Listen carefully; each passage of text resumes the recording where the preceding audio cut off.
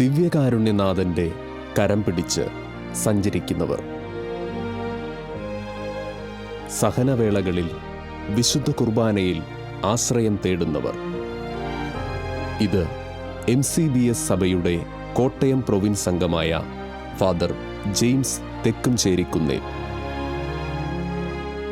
Cancer ബാധിതനായ ശേഷം തൻ്റെ ഇടതുകാൽ പൂർണ്ണമായും ശ്വാസകോശത്തിൻ്റെ ഒരു ഭാഗവും മുറിച്ചു മാറ്റപ്പെട്ട വൈദികൻ.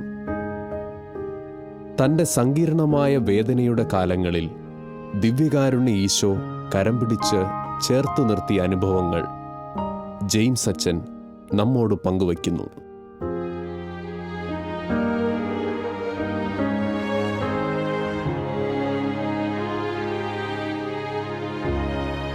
പ്രിയമുള്ളവരെ, എൻ്റെ പേര് ജെയിംസ് തെക്കുംചേരിക്കുന്നേൽ. എൻ്റെ വീട് പാലാ രൂപതയിലെ ചെമ്പലമറ്റം എന്ന് പറയുന്ന സ്ഥലത്താണ്. ഞാനിപ്പോൾ ദിവ്യകാരുണ്യ മിഷണറി സഭാംഗമാണ്. അതായത് കുർബാനയുടെ തന്നെ സഭയിലെ ഒരു വൈദികനാണ്. ഇപ്പോൾ ഞാൻ ചങ്ങനാശ്ശേരിയിലുള്ള ഒരു കാന എന്ന് പറയുന്നൊരു ഇൻസ്റ്റിറ്റ്യൂട്ടിൽ പഠിച്ചുകൊണ്ടിരിക്കുകയാണ്. എൻ്റെ ചെറുപ്പകാലം തുടങ്ങി കുർബാനയുമായിട്ട് ബന്ധപ്പെട്ട് ഒരുപാട് ദൈവം നന്മകൾ അനുഗ്രഹങ്ങൾ തന്നിട്ടുണ്ട്. ഏറ്റവും പ്രധാനമായിട്ട് എനിക്ക് എൻ്റെ ജനനം തന്നെ, ഞാൻ ജനിച്ചത് അന്ന് 1989 പെസഹ വ്യാഴാഴ്ചയാണ്. അപ്പോൾ എനിക്ക് എൻ്റെ വല്യമ്മച്ചിയൊക്കെ പറഞ്ഞുള്ള അറിവനുസരിച്ച് ഉണ്ടായപ്പോൾ ആദ്യമേ ഈ അപ്പം മുറിക്കുന്നതിൻ്റെ സമയത്താണ് അപ്പോൾ എനിക്ക് ചെറുതായിട്ട് നാവിൽ തുള്ളി ഈ പാല് മുക്കി തന്നെന്നാണ്. അപ്പോൾ കുർബാനയായിട്ട് ജനിതകൾ ജനിക്കുന്നതിന് മുമ്പേ അവിടെ തന്നെ അറിഞ്ഞു എന്നൊക്കെയുള്ളൊരു വചനം എൻ്റെ ജീവിതത്തിൽ വളരെ അർത്ഥവത്തായത് പിന്നീട് മാതാപിതാക്കന്മാരൊക്കെ പറഞ്ഞപ്പോൾ എനിക്ക് അനുഭവം ഉണ്ടായി. ഞാനിങ്ങനെ ഇരുന്ന് സംസാരിക്കുമെന്നൊക്കെ തോന്നും. എനിക്ക് മേലാത്തതുകൊണ്ടാണ്, എനിക്കൊരു കാലില്ല, അതുപോലെ തന്നെ ഒരു ശ്വാസകോശവും എനിക്കില്ല. അത് രണ്ടും വലിയൊരു ദൈവത്വത്തിൻ്റെ ഭാഗമായിട്ട് ഇങ്ങനെ ക്യാൻസർ വന്നിട്ട് മുറിച്ച് കളഞ്ഞാണ്. അതിനെക്കുറിച്ച് നമുക്ക് പിന്നീട് സംസാരിക്കാം. പുറകോട്ട് തിരിഞ്ഞു നോക്കുമ്പോൾ എൻ്റെ ചെറുപ്പകാലത്ത് കുർബാനയുമായിട്ട് ബന്ധപ്പെട്ടൊരു വലിയ ദൈവാനുഭവം ഉണ്ടായിട്ടുണ്ട് എൻ്റെ മാതാപിതാക്കന്മാരിൽ നിന്ന്. അതായത് എനിക്ക് ഒരു പ്രത്യേക സാഹചര്യത്തിൽ ഒരു അസുഖം ഉണ്ടായി. അസുഖമായിട്ട് കുഞ്ഞുനാളിലാണ്.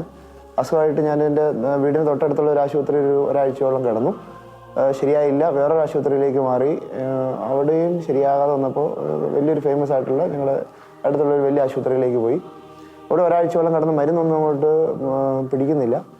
അങ്ങനെ വന്നു കഴിഞ്ഞപ്പോൾ അപ്പനും അമ്മയ്ക്കെല്ലാം ടെൻഷനായി. ഞാനും ചെറുപ്പകാലമാണ്.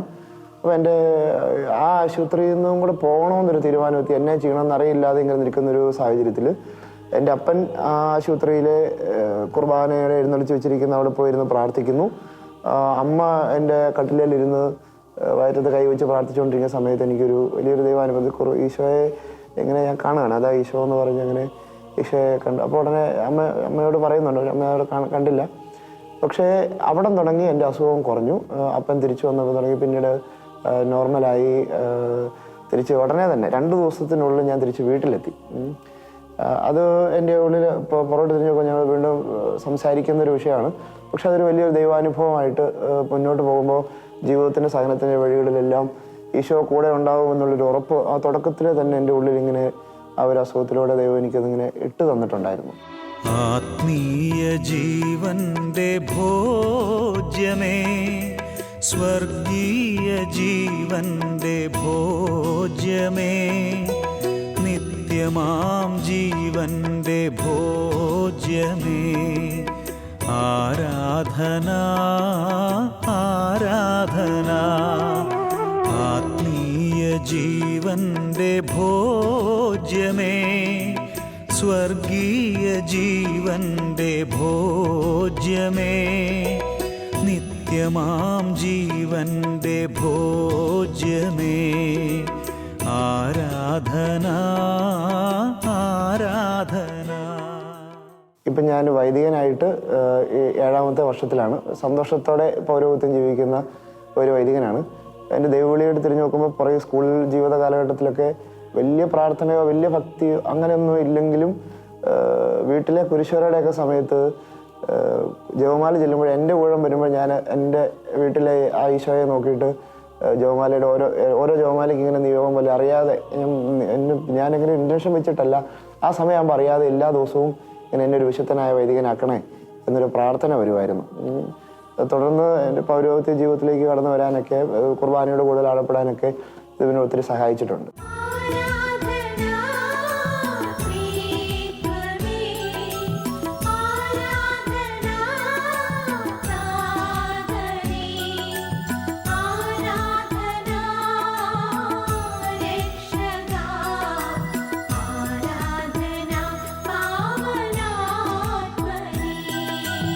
ആത്മീയ ജീവന്റെ ഭോജ്യമേ, സ്വർഗീയ ജീവന്റെ ഭോജ്യമേ, നിത്യമാം ജീവന്റെ ഭോജ്യമേ, ആരാധന ആരാധന. എൻ്റെ സ്കൂൾ ജീവിത കാലഘട്ടത്തിൽ കുർബാനയിലേക്ക് ഭക്തി എന്നെ ആഴപ്പെടുത്തുന്ന വലിയൊരു സംഭവം ഉണ്ടായി. 4-ലോ 5-ലോ ഒക്കെ പഠിക്കുന്ന ഒരു സമയമാണ്. അപ്പം ഞങ്ങളുടെ നാട്ടിൽ ഒരു കുർബാനയുടെ അത്ഭുതം ഉണ്ടായെന്ന് കേട്ടു. എൻ്റെ വല്യപ്പൻ എന്നെ മാത്രം കൂട്ടിക്കൊണ്ട് വീട്ടിൽ നിന്ന് ഞാനും വല്യപ്പനും തന്നെ ആ സ്ഥലത്ത് പോയി. അവിടെ ചെന്ന് ആ പള്ളിക്കകത്ത് കയറി അവിടെ ചെന്നപ്പോൾ തുടങ്ങി ഞാനിങ്ങനെ അവിടെ അൾത്താരയിൽ ഈശോ ഇങ്ങനെ എഴുന്നള്ളിച്ച് വെച്ചിരിക്കുകയാണ്. പക്ഷെ കുർബാനയിൽ ഒരു അത്ഭുതം ഉണ്ടായിട്ടുണ്ട്. ഞാൻ ആദ്യമായിട്ട്, ചെറുപ്പമാണ്, ആദ്യമായിട്ട് ഞാനിത് കാണുമ്പോൾ ശരിക്കും ആ ഈശോയുടെ മുഖം എപ്പോഴും എൻ്റെ മനസ്സിലുണ്ട്. അത് കാണുമ്പോൾ എൻ്റെ കണ്ണിൽ നിന്ന് ഇങ്ങനെ കണ്ണുനീരിങ്ങനെ ഒഴുകാണ്. എല്ലായിടത്തു നിന്നും ഇങ്ങനെ സ്തുതിപ്പുകളുണ്ട്, ജപമാല ചൊല്ലുന്നുണ്ട് എല്ലാവരും ഇരുന്ന്. പക്ഷെ എനിക്ക് എന്തോ ഒരു പ്രത്യേക ദൈവാനുഭവം ആ ഒരു സമയത്തുണ്ടായി. ഒത്തിരി ഞാനിങ്ങനെ കരഞ്ഞു. പക്ഷെ അവിടെ നിന്ന് എനിക്കൊരു ഉറപ്പ് കിട്ടുകയാണ്, ഈ കുർബാനയ്ക്കകത്ത് ഇതിൻ്റെ അകത്ത് ഈശോ ഉണ്ടെന്നുള്ളൊരു ഭയങ്കര ഒരു ബോധ്യം. സ്കൂൾ കുഞ്ഞാണ്, 4-ോ 5-ലോ പഠിക്കുന്ന സമയമാണ്. എനിക്ക് ഭയങ്കര ഒരു ബോധ്യം പോലെ അത് രൂപപ്പെടുക. എൻ്റെ ഉള്ളിൽ അതിങ്ങനെ രൂപം കൊണ്ടു. അത് വലിയൊരു ദൈവിക പദ്ധതിയുടെ ഭാഗമാണെന്ന് പിന്നീട് വൈദികനൊക്കെ ആയ സമയങ്ങളിലേക്ക് തിരിയുമ്പോൾ എൻ്റെ ദൈവവിളിയിലേക്ക് അത് പ്രേരിപ്പിച്ചൊരു വലിയ ഘടകമാണ്. കുർബാനയിലേക്കുള്ളൊരു വിശ്വാസം അതിൻ്റെ ഒരുപാട് ആഴപ്പെടുത്തിയ ഒരു സംഭവമായിട്ട് അത് തോന്നുന്നുണ്ട്. ദൈവിക ഒരു പദ്ധതിയുടെ ഭാഗമായിട്ടാണ് അവിടെ പോകാനൊക്കെ സാധിച്ചതെന്ന് എനിക്ക് ഇപ്പോൾ പിന്നീട് തിരിഞ്ഞ് നോക്കുമ്പോൾ എനിക്ക് മനസ്സിലാകുന്നുണ്ട്. അതോടൊപ്പം തന്നെ എനിക്ക് കുർബാനയിലേക്ക്, എന്നെ പൗരോഹിത്യത്തിലേക്ക് നയിച്ച സ്കൂൾ ജീവിതകാലത്തിൽ ഉണ്ടായ മറ്റൊരു അനുഭവമാണ്. ഞങ്ങളുടെ നാട്ടിൽ ഞാനിങ്ങനെ പഠിച്ചുകൊണ്ടിരിക്കുന്ന സമയത്ത് എൻ്റെ ഇടവകയിൽ ചെമ്മലമറ്റത്തുള്ള 12 ശ്രീമാരുടെ പള്ളിയിലൊരു പട്ടം നടക്കുകയാണ്. അപ്പോൾ സ്കൂളിൽ പഠിക്കുന്ന സമയമാണ്. അപ്പോൾ എനിക്ക് സൈക്കിളൊക്കെ ഉണ്ട്. പട്ടം തുടങ്ങുന്നത് 9:30-ക്കാണെങ്കിലും ഞാൻ ചെന്നപ്പോൾ 10 മണിയായി. താമസിച്ചൊക്കെ പോയി വീട്ടിൽ ഇങ്ങനെ ഇറങ്ങി വന്നപ്പോൾ ഓൾറെഡി പട്ടത്തിൻ്റെ കർമ്മ ശുശ്രൂഷകളെല്ലാം ആരംഭിച്ചായിരുന്നു. എനിക്ക് ആ പള്ളിക്കകത്ത് കയറാനായിട്ട് പറ്റിയില്ല. ഞാനിങ്ങനെ സൈക്കിളിലൊക്കെ വന്ന് മുഴുവൻ ചെരുപ്പൊക്കെയാണ്. ആനവാതിലിൻ്റെ പുറകിലൊരു വാതിലേക്ക് ഇരുന്നുകൊണ്ട് ഇങ്ങനെ ചേട്ടന്മാരുടെയൊക്കെ കാലിൻ്റെ ഇങ്ങനെ ഇടയെ കൂടെയാണ് പട്ടം കണ്ടത്. എനിക്ക് ശരിക്കും കാണാൻ പറ്റിയില്ല. പാട്ടുകളൊക്കെ പുറമേ നിന്ന് കൂടി. പക്ഷെ അന്ന് ഇപ്പോൾ ഇത് മാമോദിസ തൊട്ടി പുറകിലാണ്. അപ്പോൾ മാമോദിസ തൊട്ടിയിൽ ഈ ഡീക്കം വന്നിങ്ങനെ മുത്തുന്നത് ഞാനിങ്ങനെ കണ്ടു. അത് മാത്രമേ എനിക്ക് കാണാൻ പറ്റുള്ളൂ. ആ സമയത്ത് തീർച്ചയായും ആ പർട്ടിക്കുലർ മൊമെൻറ്റിലാണ് എൻ്റെ ഉള്ളിൽ വലിയൊരു ദാഹം ഇങ്ങനെ, എനിക്കിതുപോലെ അച്ഛനാകണം, എനിക്കിതുപോലെ കുർബാന ചെല്ലണം, പട്ടം മേടിക്കണം എന്നൊക്കെയുള്ളൊരു വലിയൊരു ഒരു തീക്ഷ്ണത ആദ്യമായിട്ട് ഇങ്ങനെ ഇതിൽ നിന്നെല്ലാം ഇങ്ങനെ രൂപം കൊണ്ടത് ഞാൻ പ്രത്യേകമായിട്ട് ഇങ്ങനെ ഓർക്കുകയാണ്. ആത്മീയ ജീവന്റെ അപ്പമായി, നിത്യമാം ജീവന്റെ ഭോജ്യമായി, ആഗതനാകുന്നു യേശുനാഥൻ, ദിവ്യകാരുണ്യ സ്വരൂപനായി. ആത്മീയ ജീവന്റെ അപ്പമായി, നിത്യമാം ജീവന്റെ ഭോജ്യമായി, ആഗതനാകുന്നു യേശുനാഥൻ, ദിവ്യകാരുണ്യ സ്വരൂപനായി. ആരാധിക്കാം, ആർത്തുപാടാം, ആ തിരുനാമത്തെ പാടി വാഴ്ത്താം, ആനന്ദ കീർത്തനം പാടി നിത്യം, ആരാധനാ സ്തുതി സ്തോത്രമേകാം. ഈ ബലിപീഠത്തിൻ്റെ മുമ്പിൽ ഇങ്ങനെ ലോഹയിട്ട് അതിൻ്റെ മുകളിൽ ഊറാറിയിട്ട് ഇങ്ങനെ നിൽക്കാൻ പറ്റുക എന്നത് എൻ്റെ ജീവിതത്തിലെ വലിയൊരു സന്തോഷം, ഒരു സാറ്റിസ്ഫാക്ഷൻ നൽകുന്നൊരു വലിയൊരു കാര്യമാണ്. അതിൻ്റെ പിന്നിൽ ഒരുപാട് ചരിത്രങ്ങളുണ്ട്. കാരണം ഇങ്ങനെ നിൽക്കാനായിട്ടുള്ള ഒരുപാട് തടസ്സങ്ങളുണ്ടായി. 2005 ദിവ്യകാരുണ്യ വർഷത്തിലാണ് ഞാൻ സെമിനാരിയിൽ ചേരുന്നത്. സെമിനാരി മൈനർ സെമിനാരി ഞങ്ങളുടെ ദിവ്യകാരുണ്യ മിഷണറി സഭയുടെ മൈനർ സെമിനാരി അതിരമ്പുഴ 3 വർഷം, പിന്നീട് 1 വർഷം നോഷിയേറ്റ് കാഞ്ഞിരപ്പള്ളിയിൽ. ഈ നോഷിയേറ്റ് കാഞ്ഞിരപ്പള്ളി ഞാൻ നോഷിയേറ്റ് നടത്തുന്ന കാലത്ത് എനിക്ക് വലിയ അനുഗ്രഹങ്ങളൊക്കെ ഉണ്ടായിട്ടുണ്ട്. ആ സമയത്താണ് അൽഫോൺസാമയെ വിശുദ്ധിയായിട്ട് പ്രഖ്യാപിക്കുന്നത്. അപ്പം അൽഫോൺസാമയെക്കുറിച്ച് കൂടുതൽ വായിക്കാനും അതോടൊപ്പം തന്നെ ശാലോൻ ടി വി തന്നെ സംപ്രേഷണം ചെയ്താണ് ദ പാഷൻ ഫ്ലവർ എന്ന് പറഞ്ഞ ടെലി സീരിയൽ. അത് നോഷിയേറ്റിലായിരിക്കുന്ന കാലത്ത് നമുക്ക് ടി വി ഒന്നും കാണാൻ അനുവാദമില്ല. എങ്കിലും ദൈവിക പദ്ധതിയുടെ ഭാഗമായിട്ട് ഞങ്ങളുടെ അച്ഛൻ ഞങ്ങളെ മാത്രം ഇങ്ങനെ കൊണ്ടുപോയി ഇത് കാണിക്കുകയും ഇതെല്ലാം കണ്ടപ്പോൾ എനിക്ക് വലിയൊരു അൽഫോൺസാമയുടെ സ്പിരിച്വാലിറ്റിയോടൊരു സ്നേഹമൊക്കെ തോന്നി. അങ്ങനെ അന്ന് എൻ്റെ ഡയറി ഞാൻ എഴുതിയിട്ട് അൽഫോൺസാമയുടെ ഒരു വാക്യം അതിങ്ങനെയാണ്: ഈശോ കുരിശുകൾ തന്നാണ് നമ്മളെ സ്നേഹിക്കുന്നത്, കൂടുതൽ സ്നേഹമുള്ളവർക്ക് കൂടുതൽ കുരിശുകളും സങ്കടങ്ങളും നൽകും എന്നുള്ളതാണ്. അന്ന് അതിൻ്റെ അർത്ഥം എനിക്ക് മനസ്സിലായില്ല. ഈശോയ്ക്ക് എൻ്റെ ജീവിതത്തിൽ തിരിഞ്ഞു നോക്കുമ്പോൾ എനിക്ക് വലിയ കുരിശുകളൊന്നുമില്ല. എന്നാൽ കൂടത്തിൽ ജീവിക്കുന്ന സെമിനാരി വാച്ചുകാർക്കൊക്കെ ഒത്തിരി കുരിശുകളുള്ളവരുണ്ട്. നമുക്ക് പേഴ്സണലി അറിയാം, നല്ല മനുഷ്യർ, എന്നാൽ ഒത്തിരി സഹനമുള്ളവരുണ്ട്. അപ്പോൾ ഞാൻ വിചാരിച്ചു ഈശോയ്ക്ക് അവരോടൊക്കെ ആയിരിക്കും സ്നേഹം എന്നൊക്കെ വിചാരിച്ചിരുന്നൊരു കാലഘട്ടം. എന്നാലും ഈശോയെ സഹനം തരണേ, കുരിശ് തരണേ എന്നൊന്നും ഞാൻ പ്രാർത്ഥിച്ചിട്ടില്ല. പക്ഷേ ഈ സഹനം എന്ന് പറയുന്നത് വലിയ ദൈവിക പദ്ധതിയുടെ ഭാഗമാണെന്ന് എൻ്റെ ഉള്ളിൽ ആ നോഷിയേറ്റ് കാലഘട്ടങ്ങളിൽ അങ്ങനെ ഈശോ പ്രത്യേക സാഹചര്യങ്ങളിലൂടെയൊക്കെ എൻ്റെ ഉള്ളിൽ രൂപപ്പെടുത്തിയിട്ടുണ്ടായിരുന്നു. പിന്നീട് ഞാൻ ഫിലോസഫി വന്നു. ഫിലോസഫിയിൽ ആദ്യത്തെ ഒരു 3-4 മാസത്തിന് ശേഷം, അതായത് ഞങ്ങൾ ഡിസംബറിൽ അടുക്കുന്നൊരു സമയത്ത് എനിക്ക് അസുഖം ഉണ്ടാകണം. എൻ്റെ ഇടത് കാലിൻ്റെ മുട്ടിന് ആയിട്ട് ചെറിയൊരു വേദന പോലെ രൂപം കൊള്ളുകയാണ്. അത് കളിക്കുന്ന സമയത്ത് കളിക്കുന്നതിൻ്റെ ഇടയ്ക്കാണ് വേദന തുടങ്ങുന്നത്. നോർമലി കളിക്കുമ്പോൾ വേദന വരും, അതിനെ ഞാൻ വലിയ കാര്യമായിട്ട് എടുത്തില്ല. പിന്നീട് തിരുമ്മി കുറച്ച് കാലമൊക്കെ നമ്മൾ നാടൻ പ്രയോഗമൊക്കെ നടത്തി നോക്കി. പക്ഷേ കൂടിക്കൂടി വരികയാണ്. 1 മാസമായി, 2 മാസമായി, ചട്ട് തുടങ്ങി, നീരായി, തിരുമുന്നുണ്ട് ഇതിൻ്റെ ഇടയ്ക്ക്. പക്ഷെ അച്ഛന്മാരോടൊന്നും പറഞ്ഞില്ല. ചട്ടെന്നൊക്കെ കണ്ട് അച്ഛൻ ചോദിച്ചു എന്നാ പറ്റി. ഞാൻ പറഞ്ഞു വല്ല വാദമോ എന്തെങ്കിലുമൊക്കെ ആയിരിക്കും, തണുപ്പുണ്ട്, ബാംഗ്ലൂരിലാണ് സമയം, ഞങ്ങൾ ജീവാലയ എന്ന് പറഞ്ഞ ഞങ്ങളുടെ ഒരു ഇൻസ്റ്റിറ്റ്യൂട്ടിലാണ് എന്നൊക്കെ പറഞ്ഞ് ഞാനിങ്ങനെ വേണമെന്ന് വെച്ചുകൊണ്ടിരിക്കുക. പക്ഷെ എന്നാലും തിരുമുന്നൊക്കെ ഉണ്ടായിരുന്നു. 3 മാസമൊക്കെ ആയപ്പോഴേക്കും ഞാൻ ഫസ്റ്റ് ഇയർ ഫിലോസഫിയാണ്, 3 നിലയുടെ മണ്ടയിലാണ്. അപ്പോൾ ഞങ്ങൾ എല്ലാ കാര്യങ്ങൾക്കും ഇപ്പോൾ ഡ്രസ്സ് മാറാനും പള്ളി പോകാനും പ്രാർത്ഥിക്കാനും എല്ലാം ഞങ്ങളിങ്ങനെ ഈ 3 നേരം കയറി ഇറങ്ങണം, 3 നില നടന്ന്. അപ്പോൾ ആ സമയത്ത് 3-ാമത്തെ മാസം കഴിയുമ്പോൾ എനിക്ക് കാലിൻ്റെ മുട്ട് മടങ്ങാത്തൊരവസ്ഥ വന്നു. അപ്പോൾ ഞങ്ങൾ സീനിയേഴ്സായിട്ട് പിള്ളേർക്ക് എൻ്റെ അടുത്ത് പറഞ്ഞു പോയി, ഡോക്ടറെ അച്ഛനോട് പറ എന്ന് പറഞ്ഞ് അങ്ങനെ ഞാൻ അച്ഛനോട് എന്ന് പറഞ്ഞു. എൻ്റെ ഒരു ബാച്ചുകാരനെ കൂട്ടി അന്ന് തന്നെ അച്ഛൻ ആശുപത്രിയിൽ പോകാനായിട്ട് പറഞ്ഞു. ആശുപത്രിയിൽ ചെന്നു, എക്സ്റേ എടുത്തു. എക്സ്റേ എടുത്തിട്ട് തിരിച്ച് വരാൻ വേണ്ടിയിട്ടാണ് പറഞ്ഞു. പക്ഷേ ദൈവാനുഗ്രഹം എന്ന് പറഞ്ഞാൽ എക്സ്റേ എടുത്ത് അന്ന് തന്നെ ഡോക്ടർ വഴി വെച്ച് കണ്ട് എക്സ്റേയുടെ ഫിലിം ഡോക്ടർ വഴി നോക്കി. ഞാൻ പുറത്ത് പോകാൻ വേണ്ടി ഇരുന്ന് ഞങ്ങളെ വീണ്ടും ഡോക്ടർ മുറിയിലോട്ട് വിളിച്ചു വരുത്തി. ഫിലിം ഇങ്ങനെ പരിശോധിച്ചിട്ട് എന്നെ കിടത്തി. എന്നിട്ട് ഡോക്ടർ എൻ്റെ അടുത്ത് പറയാണ്, ജെയിംസേ, കാല് ഇങ്ങനെ മുട്ടിൻ്റെ തൊട്ട് താഴെയുള്ളൊരു ഇത്രയും ഭാഗത്തെ അസ്ഥി ഇങ്ങനെ ദ്രവിച്ചിരിക്കുകയാണ്, അതുകൊണ്ട് ഇനി കാല് നിലത്ത് കുത്തരുതെന്ന് പറഞ്ഞു. അങ്ങനെ 2 കാല് ചട്ടി ബസ്സിൽ കയറി പോയ ഞാനാണ്. തിരിച്ച് വാച്ചുകാരൻ്റെ കൂടെ കയ്യിൽ ഇങ്ങനെ ഓട്ടോയൊക്കെ വിളിച്ച് ഒറ്റക്കാലെ ചാടി ആണ് തിരിച്ച് സെമിനാരി വരുന്നത്. സെമിനാരി വന്നു കഴിഞ്ഞിട്ടുള്ള ബാക്കിയുള്ള കാര്യങ്ങൾ അധികം ഞാൻ അറിയുന്നില്ല, കാരണം അച്ഛന്മാരും ഡോക്ടർമാരൊക്കെ തമ്മിലാണ്. പക്ഷെ എന്നെ മുകളിലത്തെ നിലയിൽ നിന്ന് താഴത്തെ സിക്ക് റൂമിലോട്ടൊക്കെ മാറ്റി. പിന്നീട് പഠനത്തിൻ്റെ കാര്യത്തിനകത്താണെങ്കിൽ ഞാൻ റൂമിലാണ്. അപ്പം അങ്ങനെ ഇരിക്കുമ്പോഴാണ് പ്രൊഫഷാളച്ചൻ വരുന്നു. പ്രൊഫഷാളച്ചനായിട്ട് സംസാരിച്ച് എൻ്റെ അടുത്ത് പറയണം, തൽക്കാലത്തേനിങ്ങനെ ട്രീറ്റ്മെൻറ്റായിട്ട് പോകാൻ പറഞ്ഞു. അങ്ങനെ പരിശോധനയ്ക്കായിട്ട് മാറുകയാണ്. അങ്ങനെ ഒരുപാട് പരിശോധനകൾ നടത്തി അവസാനമാണ് ഇങ്ങനെ ബയോപ്സി എടുക്കുന്നു. ബയോപ്സി എടുത്തപ്പോൾ റിസൾട്ട് വരുന്നത് എങ്ങനെയാണ്, എനിക്ക് ബോൺ ക്യാൻസറാണ്, അത് 3rd സ്റ്റേജ് എത്തി എന്നുള്ളതാണ്.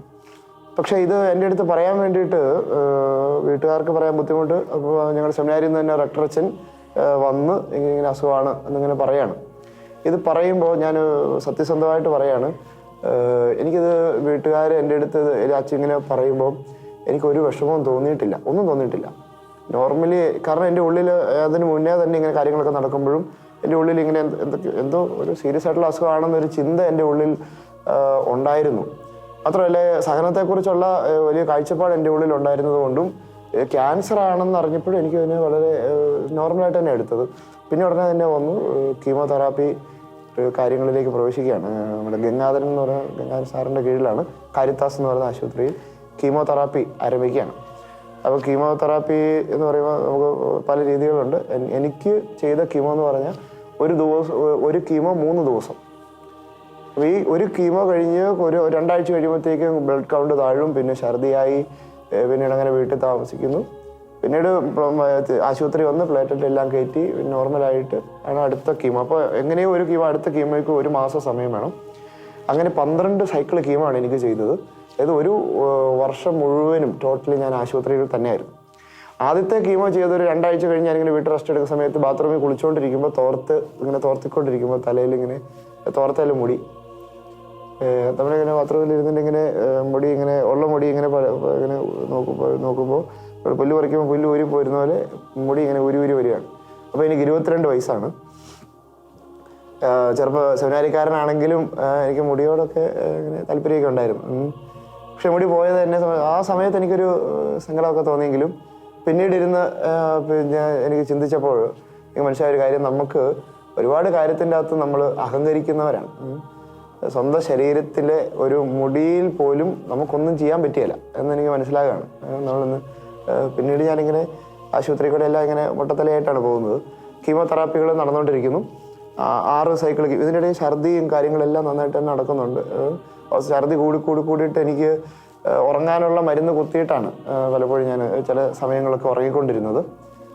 ഒരുപാട് സഹനങ്ങളിലൂടെ തന്നെയാണ് ആ കീമോയുടെ കാലഘട്ടങ്ങളൊക്കെ കടന്നു പോയിക്കൊണ്ടിരുന്നത്. പക്ഷേ ആ സമയത്തെല്ലാം ഞാൻ വളരെ ഹാപ്പി ആയിരുന്നു, വളരെ സന്തോഷത്തോടു കൂടി തന്നെയാണ് ഇതിനെല്ലാം സ്വീകരിച്ചത്.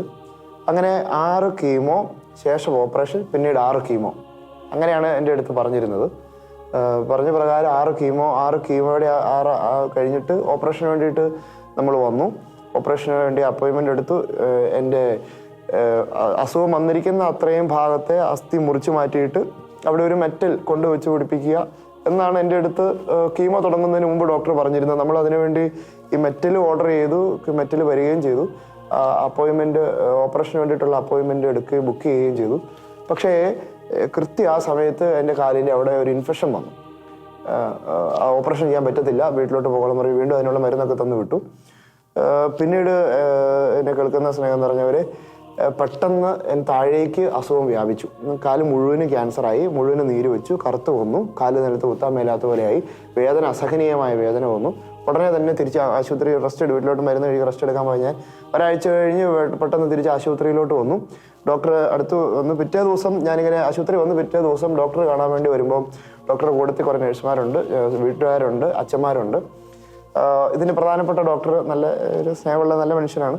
ഇദ്ദേഹം എന്നെ ഇങ്ങനെ കാലനക്കാൻ വരാതെ കാലിങ്ങനെ നൂർത്ത് വെച്ചിരിക്കുക. അപ്പം എൻ്റെ മുട്ടിൻ്റെ മുകളിലോട്ട് ഇങ്ങനെ കൈ കാണിച്ചിട്ട് പറഞ്ഞു, ജെയിംസേ കാല് മുറിക്കണം എന്ന് പറയണം. ആ ഒരു ക്ഷണത്തിലാണ് ഞാനിങ്ങനെ എൻ്റെ കാല് മുറിക്കാൻ പോവാണ് എന്ന് ഞാൻ അറിയുന്നത്. ഇത് പറഞ്ഞു കഴിഞ്ഞിട്ട് ഒരു ദിവസത്തെ ഗ്യാപ്പ് കൊണ്ട് പെട്ടെന്ന് തന്നെ ഇവർ കാല് മുറിക്കുന്നതിനുള്ള ഒരുക്കങ്ങളൊക്കെ നടത്തി ഓപ്പറേഷൻ തിയേറ്ററിൽ കയറ്റി. ഞാനിങ്ങനെ മണിക്കൂറുകൾക്ക് നേരത്തെ ഓപ്പറേഷന് ശേഷം ഞാനിങ്ങനെ ഇങ്ങനെ കണ്ണ് തുറന്ന് നോക്കുമ്പോൾ 22 വർഷം എൻ്റെ കൂടെ ഉണ്ടായിരുന്ന കാല്, നമ്മളിങ്ങനെ പുതപ്പ് മാറ്റി നമ്മൾ കണ്ണ് തുറന്ന് നോക്കുമ്പോൾ ആദ്യം കാണുന്ന 2 കാലാണല്ലോ, പക്ഷെ ഒരു കാല് ഇല്ല, അവിടെ ഇങ്ങനെ പൊതിഞ്ഞു വെച്ചിരിക്കുകയാണ്.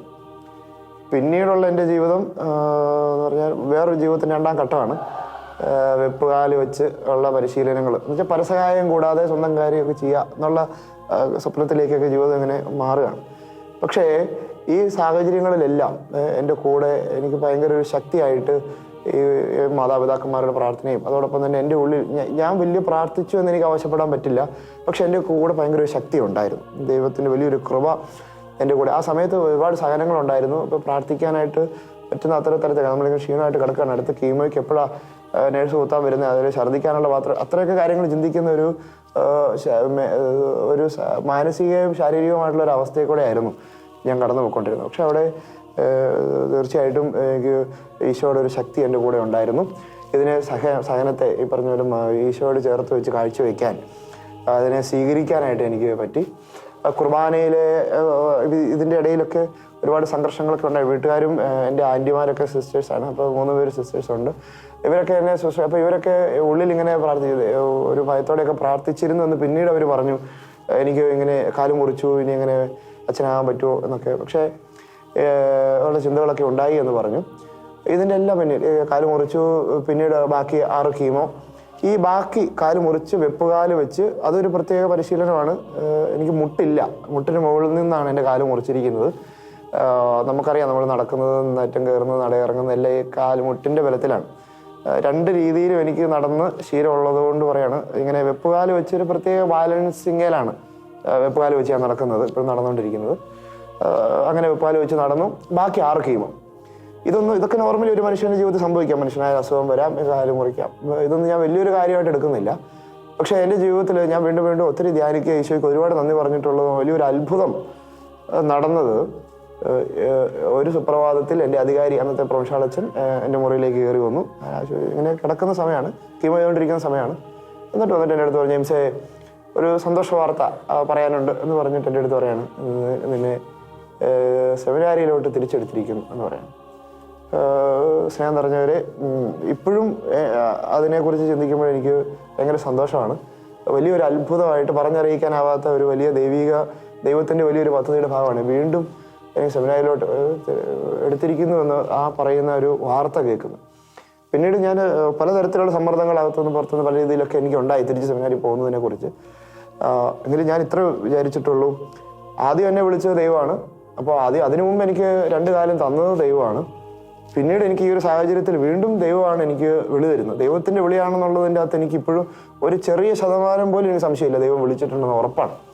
വീണ്ടും ഇങ്ങോട്ട് തിരിച്ച് പോരുകയാണ്. കണ്ണടച്ച് ഇരുട്ടിലേക്ക് ചാടുക എന്ന് പറയും. മുന്നോട്ട് എന്ത് സംഭവിക്കാം. ഇതിപ്പോൾ ഞാൻ പട്ടം കിട്ടിയിട്ട് 7 വർഷമായി. ഇതുവരെയും എൻ്റെ ജീവിതത്തിൽ ഇങ്ങനെ കാലില്ലല്ലോ എന്നതിൻ്റെ പേരിൽ ഒരു ചെറിയ വിഷമോ ഒരു ചെറിയ അസ്വസ്ഥതയോ ചെറിയ തടസ്സങ്ങളോ എൻ്റെ ജീവിതത്തിൽ ഉണ്ടായിട്ടില്ല എന്ന് വളരെ സന്തോഷത്തോടെ ഞാൻ പറയാണ്. ഞാൻ പറയുന്നതിൻ്റെ അകത്ത് എനിക്ക് സന്തോഷമുള്ളൂ. തിരിച്ച് ഞാൻ സെമിനാരി വന്നു. ബാക്കിയുള്ള കീമോ എല്ലാം പൂർത്തിയാക്കി സെമിനാരി വന്നു. സെമിനാരി പരിശീലനം മുന്നോട്ട് പോവുകയാണ്.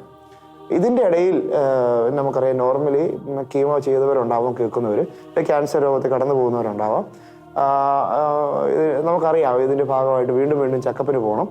അങ്ങനെ നോർമലി വീണ്ടും ചെക്കപ്പിന് പോയി. അങ്ങനെ ചെക്കപ്പിന് ചെയ്ത സമയത്ത് ഇങ്ങനെ ഞാൻ ബാംഗ്ലൂരിൽ നിന്ന് കോട്ടയത്ത് വന്നു. അങ്ങനെ എക്സ്റേ എടുത്തിട്ട് തിരിച്ചു പോയി, ചെസ്റ്റിൻ്റെ എക്സ്റേ എടുത്തിട്ട് തിരിച്ചു പോയി. അപ്പോൾ ആ സമയത്ത് വീണ്ടും ഡോക്ടർ എൻ്റെ അടുത്ത് പറയാണ്, തിരിച്ചു പോകണ്ട, നിൽക്കണം എന്ന് പറയാണ്. പിറ്റേ ദിവസം ഒന്നോടെ ചെല്ലാൻ പറഞ്ഞു. അങ്ങനെ വീട്ടിൽ നിന്ന് തിരിച്ച് വീണ്ടും ആശുപത്രി വന്നു. ഒരു ടെസ്റ്റും കൂടെ നടത്തി കഴിഞ്ഞിട്ട് എൻ്റെ അടുത്ത് ഡോക്ടർ പറയേണ്ട ലെഫ്റ്റ് ലങ്സിന് വീണ്ടും ക്യാൻസർ ആണെന്ന് പറയാണ്. ഇത് അകത്തേക്കുള്ള കാര്യങ്ങൾ അതിനൊരു ഇത് സ്പ്രെഡ് ആവും, അതുകൊണ്ട് തന്നെ വേഗം തന്നെ ഇത് മുറിച്ച് കളയണം എന്ന് പറഞ്ഞു. പിന്നെ താമസിപ്പിച്ചില്ല, ഒരു ടെസ്റ്റും കൂടെ നടത്തി ഉടനെ തന്നെ വീണ്ടും എൻ്റെ ഓപ്പറേഷൻ തിയേറ്ററിലോട്ട് കയറ്റുന്നു. അത് കാരിത്താസ് ആശുപത്രി വെച്ച് വീണ്ടും എൻ്റെ ലെഫ്റ്റ് ലങ്സ് പിന്നെ മുറിച്ച് കളയാം. ഈ ലെഫ്റ്റ് ലങ്സ് 2ാമത് ക്യാൻസർ ആണെന്ന് അറിയുന്ന ഒരു സമയമുണ്ട്. അപ്പം എൻ്റെ ഉള്ളിലൊരു ചിന്ത കിടക്കുന്നത്, മറ്റാരോ പറഞ്ഞത് എങ്ങനെ എൻ്റെ ഉള്ളിലൊരു ചിന്തയുണ്ട്, ക്യാൻസർ വന്നു സുഖപ്പെട്ടാൽ ഓക്കെ, 2ാമത് വന്നു കഴിഞ്ഞാൽ അത് സീരിയസ് ആണ്. 2ാമത് വന്നാൽ മരിച്ചു പോകുമെന്നാണ് ഞാനും ശരിക്കും വിചാരിച്ചിരുന്നത്. അപ്പോൾ 2ാമത് ക്യാൻസർ വന്നു എന്ന് അറിഞ്ഞിട്ട് തിരിച്ചു വരുന്ന ഒരു വഴിയുണ്ട്. അപ്പോൾ എൻ്റെ കൂട്ടത്തിൽ കുന്നേലച്ചൻ എന്ന് പറഞ്ഞാൽ നമ്മുടെ സഭയിലെ ദിവ്യാന്വേഷണ സഭയിലെ അന്നത്തെ പ്രൊഫഷണലച്ചൻ്റെ സെക്രട്ടറി ആയിരുന്നു. എൻ്റെ ആശുപത്രി എല്ലാ കാര്യവും സഹായിച്ചിരുന്ന ഒരച്ഛനാണ്. എന്നെ വളരെ പേഴ്സണലി അറിയാവുന്ന ഒരു അച്ഛനാണ്, ജെയ്സൺ കുന്നേൽ എന്ന് പറയും. ആ അച്ഛനും എൻ്റെ കൂട്ടത്തിലുണ്ട്. അപ്പോൾ ഞാനും ഡ്രൈവറും അച്ഛനും. അപ്പോൾ ഞാൻ വണ്ടിയിലിരുന്നപ്പോൾ ഞാനിങ്ങനെ വണ്ടി തിരിച്ചു വരുമ്പോൾ ഞാനിങ്ങനെ എൻ്റെ ചിന്തകൾ മുഴുവൻ സ്വർഗത്തിലേക്ക്, കാരണം ഞാൻ ഉടനെ മരിക്കാൻ പോകും, അങ്ങോട്ട് മുകളിലോട്ട് പോകാതൊരു ചിന്തയിലാണ് ഞാനിങ്ങനെ തിരിച്ചു പോരും, മരിക്കുമെന്നുള്ള ഉറപ്പിലേക്ക് പോരും. തിരിച്ചു പോരുന്ന വഴിക്ക് ഞാൻ തന്നെ പറഞ്ഞു, എനിക്ക് പറഞ്ഞാണ് അൽഫോൻസാമ്മയുടെ അടുത്ത് കയറണമെന്ന് പറഞ്ഞു. അൽഫോൻസാമ്മയുടെ അടുത്ത് കയറി അവിടെ കൊണ്ട് എന്നെ കസേരയിൽ ഇരുത്തിയത് ഓർക്കുന്നുണ്ട്. ബാക്കി മുഴുവൻ ഞാൻ കരയായിരുന്നു. പക്ഷേ ആ ഒരു സമയത്ത് വലിയൊരു ദൈവാനുഭവം എനിക്കുണ്ടായി. കുർബാനയുടെ മുന്നിൽ അൽഫോൻസാമ്മയുടെ ചാപ്പലിൽ ഇരുന്ന് ഞാനങ്ങ് പ്രാർത്ഥിച്ചു. എത്ര സമയം ഇരുന്നെന്ന് എനിക്കറിയില്ല. പക്ഷെ അതിനുശേഷം പിന്നീട് ഇതുവരെ മരിക്കുമെന്നൊരു ചിന്ത പിന്നെ വന്നിട്ടില്ല. പിന്നീട് ഞാൻ ആസ് യൂഷ്വൽ നോർമലി തിരിച്ചു ചെന്ന് ബാക്കിയുള്ള ട്രീറ്റ്മെൻറ്റ്, ബാക്കി ഓപ്പറേഷനൊക്കെ നടത്തുകയാണ്. ഓപ്പറേഷൻ നടത്തി. അതുപോലെ തന്നെ ആദ്യത്തെ അസുഖത്തിൻ്റെ സമയത്ത് ഇതിൻ്റെ സഹനത്തെക്കുറിച്ച് എനിക്ക് അറിയാമായിരുന്നെങ്കിലും ഈശോയ്ക്ക് കൊടുക്കണമെന്നോ അല്ലെങ്കിൽ ഈശോയുടെ കുരിശിലേക്ക് സമർപ്പിച്ച് അത് രക്ഷാകരമാക്കണമെന്നോ അങ്ങനെയൊന്നും അറിയത്തില്ല. ഈശോ എന്നെ സ്നേഹിക്കുന്നുണ്ട്, ദൈവത്തിൻ്റെ വലിയ പദ്ധതിയുടെ ഭാഗമായിട്ടാണ് ഇത് വരുന്നത്, അതൊക്കെ അറിയാം. പക്ഷേ 2ാമത്തെ സഹനമൊക്കെ ഈ ഓപ്പറേഷന് കാര്യങ്ങൾ ലങ്സ്, എൻ്റെ ഹൃദയത്തിൻ്റെ ഈ ഭാഗത്തുള്ള ലെഫ്റ്റ് ലങ്സാണ് മുറിച്ച് കളഞ്ഞിരിക്കുന്നത്. അപ്പം നല്ല വേദനയൊക്കെ ഉണ്ടായിരുന്നു ആ സമയത്ത്. പക്ഷെ അത് മുഴുവനും ആ സമയത്ത് മുഴുവനും ഇങ്ങനെ ഈശോയുടെ കുരിശിലേക്ക് ഇങ്ങനെ കൊടുക്കാൻ പറ്റി. പിന്നീട് തിരിച്ച് വീണ്ടും ഇതുപോലെ തന്നെ എൻ്റെ പഠനം, ഇതിൻ്റെ അകത്തെല്ലാം ഒരു 1.5 വർഷത്തോളം പഠനം തുടങ്ങി തിരിച്ച് സെമിനാരി വന്നു. ഇതിൻ്റെ ഇടയിലെല്ലാം ഈ അസുഖങ്ങൾ ആയിരുന്ന ഈ സമയത്തെല്ലാം എൻ്റെ ഉള്ളിലൊരു ചിന്ത എന്ന് പറഞ്ഞാൽ മരിച്ചു പോകുന്നൊരു ചിന്ത ഇടയ്ക്ക് വന്നിട്ട് എങ്ങനെയാലും ഒന്ന് ഇങ്ങനെ അച്ഛനായാൽ മതി, എങ്ങനെയാലും കുർബാന അർപ്പിക്കണം. ഒത്തിരി കുർബാന അങ്ങനെയുള്ള ആഗ്രഹങ്ങളില്ല, മറിച്ച് ഒരു കുർബാനയെങ്കിലും നിയമമൊക്കെ അനുവദിച്ച് കിട്ടിയിട്ട് ഇളച്ച് കിട്ടിയിട്ട് വട്ടം കിട്ടി കുർബാന ചെല്ലണം, ഈ ഈശോയുടെ തിരുശരീര രക്തങ്ങൾ സമർപ്പിക്കണം, ആ ഒരു ആഗ്രഹം എൻ്റെ ഉള്ളിൽ എപ്പോഴും അറിയാതെ ഇങ്ങനെ ഒരു സങ്കടം പോലെ എപ്പോഴും വരുമായിരുന്നു. പക്ഷേ ആ ഒരു സ്ഥാനത്ത് ഈശോ എങ്ങനെ അതാ ഞാൻ തുടക്കത്തിൽ പറഞ്ഞത്, ഇങ്ങനെ ഓറാലയിട്ട് ലോഹയിട്ട് ബലിപീഠത്തിന് മുമ്പിൽ നിൽക്കുമ്പോൾ ഇരട്ടി സന്തോഷത്തിലാണ് ഞാനിങ്ങനെ നിൽക്കുന്നത്. അത് ഓരോ തവണ ഇങ്ങനെ നിൽക്കും. ഇത് മാത്രമല്ല, ഞാൻ കുർബാന അർപ്പിക്കുമ്പോൾ മാത്രമല്ല, ദൈവം അനുഗ്രഹിച്ച് വചനം പ്രസംഗിക്കാനായിട്ടുള്ള വലിയൊരു അനുഗ്രഹം ദൈവം എനിക്ക് തന്നിട്ടുണ്ട്. അപ്പോൾ ധ്യാനിപ്പിക്കാനൊക്കെ ആയിട്ട് പോകുമ്പോഴാണെങ്കിലും വളരെ സന്തോഷമാണ് എനിക്ക്. ഇങ്ങനെ ഈശോയ്ക്ക് വേണ്ടിയിട്ട് എത്ര കാലം ഇങ്ങനെ മുന്നോട്ട് പോകും, ഇങ്ങനെ കാലുമല്ല 2 മണിക്കൂർ 2.5 മണിക്കൂറൊക്കെ ഞാനിങ്ങനെ ഒറ്റക്കാലം നിന്ന് വചനം പ്രസംഗിക്കും, കുർബാന അർപ്പിക്കും. അങ്ങനെ പോകുമെന്ന് എനിക്കറിയില്ല. പക്ഷേ ഉള്ളിടത്തോളം കാലം ഞാൻ വളരെ ഒരു സ്നേഹത്തിൽ നിന്നുകൊണ്ട് സന്തോഷത്തോടു കൂടിയാണ് ചെയ്യുന്നത്. മാത്രമല്ല, ഇത് ചെയ്യാനായിട്ടുള്ള ശക്തി ഇങ്ങനെ ഈ കുർബാനയിൽ നിന്നും എനിക്ക് കിട്ടുന്നുമുണ്ട്. ഞാൻ വളരെ ഹാപ്പി ആയിട്ടാണ് ഇതിനെല്ലാം എടുക്കുന്നത്. മാത്രമല്ല, ഇങ്ങനെ കുർബാനയൊക്കെ അർപ്പിക്കുന്ന സമയത്താണെങ്കിലും കുർബാന ചെല്ലുന്ന സമയത്ത് വേദന ഉണ്ടാവും, തീർച്ചയായിട്ടും കാലിന് വേദന ഉണ്ടാവും, അല്ലെങ്കിൽ തലേന്ന് ശുശ്രൂഷ കഴിഞ്ഞിട്ട് വന്നിട്ടായിരിക്കും നിൽക്കുന്നത്. പക്ഷെ അങ്ങനെയാണെങ്കിലും ഞാൻ വേദനയുണ്ട്, പക്ഷെ ആ വേദന കുർബാനയിലെ ഈശോയിലേക്ക് കൊടുക്കുകയാണ്. കുർബാനയിൽ അങ്ങനെ ഒരു കുർബാന അർപ്പിച്ച് കഴിയുമ്പോൾ പിന്നെ ഞാൻ വളരെ ഹാപ്പിയാണ്. ഞാൻ പറയുക സന്തോഷമാണ് കുർബാന. ഒത്തിരി വേദനകൾ, ഇത് മാത്രമല്ല, കാലിൻ്റെ അതിനെക്കുറിച്ച് ഞാൻ വീണ്ടും കൃത്യമായിട്ട് പറയുകയാണ്. കാലില്ലല്ലോ എന്ന് ഓർത്തിട്ട് എനിക്ക് ഇതുവരെ ഒരു വേദന ഉണ്ടായിട്ടില്ല. സഹനോ കണ്ണുനീര് എൻ്റെ കണ്ണിൽ പോകുമ്പോൾ വീണിട്ടില്ല. പക്ഷെ അല്ലാത്ത രീതിയിലുള്ള പ്രശ്നങ്ങൾ, സഹനങ്ങളൊക്കെ ഭാഗമെന്ന പല രീതികളിൽ എനിക്ക് ഉണ്ടാകുന്നുണ്ട്. അത് ഞാൻ പറയും, എൻ്റെ ശുശ്രൂഷ മേഖലകൾ എന്നെ വളർത്തുന്നതിന് വേണ്ടിയിട്ട് ദൈവത്തിൻ്റെ പദ്ധതിയുടെ ഭാഗമാണ് എന്ന് മാത്രമേ ഞാൻ ഇതിനെ കരുതുന്നുള്ളൂ. അങ്ങനെ ഉണ്ടാകുന്നുണ്ട്. പക്ഷേ അതും ഞാനിങ്ങനെ എവിടെയെങ്കിലും ചെന്ന് ആരും അറിയാം, പിന്നെ കുർബാനയുടെ മുന്നിലിരുന്ന് പ്രാർത്ഥിക്കുകയോ അതല്ലെങ്കിൽ കുർബാന അർപ്പിച്ച് പ്രാർത്ഥിക്കുകയോ ചെയ്യുമ്പോൾ ഇത് വളരെ കൃത്യമായിട്ട് എൻ്റെ മനസ്സിൽ നിന്ന് ആ ഒരു വിഷമം, മാനുഷികമായിട്ടുണ്ടാകുന്നൊരു ഭാരം അതങ്ങ് മാറിപ്പോകുന്നതായിട്ട് എനിക്ക് പലവട്ടം അങ്ങനെ ഫീൽ ചെയ്തിട്ടുണ്ട്, മാറിപ്പോകുന്നുമുണ്ട്. ഇങ്ങനെ 7 വർഷമായി അച്ഛനായിട്ട് വളരെ ഹാപ്പി ആയിട്ട് എൻജോയ് ചെയ്ത് എൻ്റെ പൗരോഹിത്യം ജീവിക്കുന്ന ഒരച്ഛനാണ്.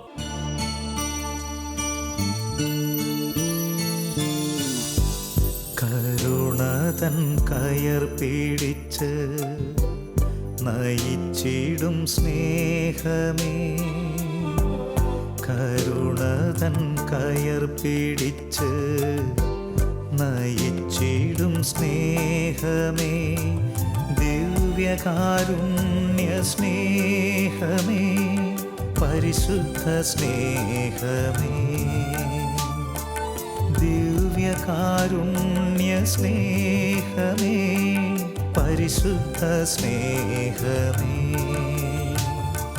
പരിശുദ്ധ പരമദിവ്യകാരുണ്യമേ, അനന്ത സ്നേഹമേ, പരിശുദ്ധ പരമദിവ്യകാരുണ്യമേ,